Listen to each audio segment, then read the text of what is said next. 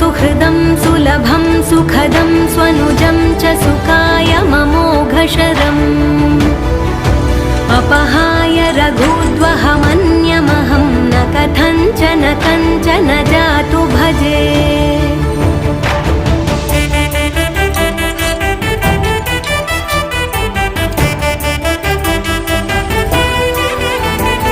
विना वेङ्कटेशं ननाथो ननाथः सदा वेङ्कटेशं स्मरामि स्मरामि।